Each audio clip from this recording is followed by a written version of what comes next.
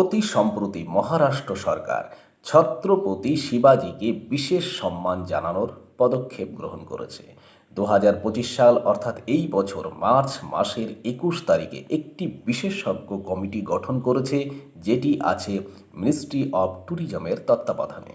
এই কমিটিটি দেখভাল করবে একটি জাঁকজমকপূর্ণ স্মৃতিসৌধ নির্মাণের, যেটি তৈরি হবে আগ্রাতে। আগ্রা কেন এই স্থানটি ঐতিহাসিকভাবে গুরুত্বপূর্ণ? কারণ এটি সেই স্থান যেখানে মুঘল সম্রাট আওরঙ্গজেব শিবাজিকে গৃহবন্দী করে রেখেছিলেন। প্রাথমিকভাবে মহারাষ্ট্র সরকার এই মহৎ উদ্দেশ্যে ভূমি অধিগ্রহণ করবে। সেখানে স্মৃতিসৌধের পাশাপাশি একটি মিউজিয়াম এবং শিক্ষামূলক প্রদর্শনেরও ব্যবস্থা করবে, যা মারাঠাদের ঐতিহ্য এবং ইতিহাসের সাক্ষ্য বহন করবে। তথ্যগুলো জানার পাশাপাশি অবকাশ যখন পেয়েছি, তখন মহান শিবাজির কথা একটু জেনে নেব। আশা করি আপনাদের ভালো লাগবে। ছত্রপতি শিবাজি মহারাজ জন্মগ্রহণ করেছিলেন 1630 সালের 19শে ফেব্রুয়ারি। সারা ভারতবর্ষব্যাপী মুঘল কর্তৃত্বের বিরুদ্ধে এক মহান নেতা হিসাবে নিজেকে প্রতিষ্ঠিত করেছিলেন তিনি। প্রথম জীবনে তার চরিত্র গঠনে বিশেষ ভূমিকা নিয়েছিলেন তার মা জিজাবাই।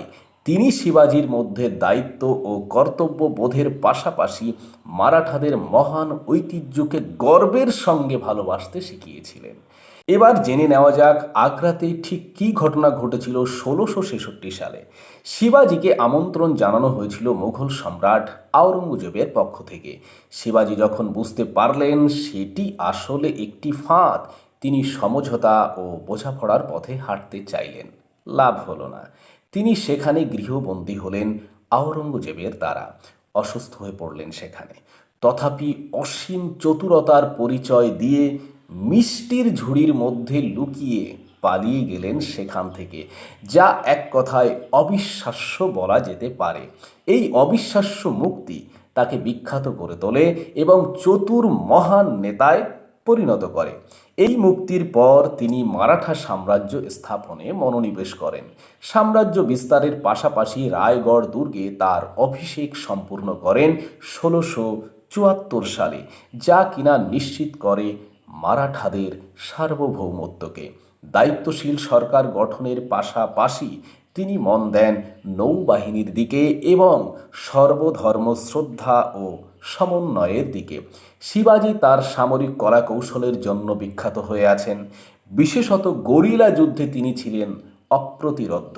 এই কলাকৌশলে তিনি বিশাল মুঘল বাহিনীকেও প্রতিরোধ করেন। বিশেষত মুঘল সেনাপতি শায়েস্তা খানের বাসস্থানে তার রাত্রিকালীন রোমাঞ্চক অভিযান তাকে বিখ্যাত করে তোলে। তার নৌবাহিনীর শক্তি বৃদ্ধি একটি উল্লেখযোগ্য ঘটনা, যা ব্যবসায়িক দৃষ্টিকোণ থেকে ইউরোপীয় শক্তির কাছেও বাধা হয়ে দাঁড়িয়েছিল এবং মারাঠাদের ব্যবসায়িক শক্তি বৃদ্ধিতে সহায়ক হয়েছিল।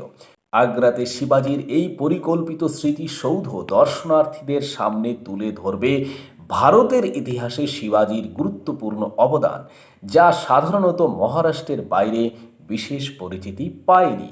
এর মাধ্যমে মহারাষ্ট্র সরকার তাদের ঐতিহ্য সংরক্ষণের পাশাপাশি স্বশাসনের মহান গৌরবকেও মহিমান্বিত করতে চাইছে। আজকে আমাদের পর্ব এখানেই শেষ হচ্ছে। আবার কথা হবে এই রকমই কোনো শিক্ষামূলক ভিডিওতে। ভালো থাকুন সবাই।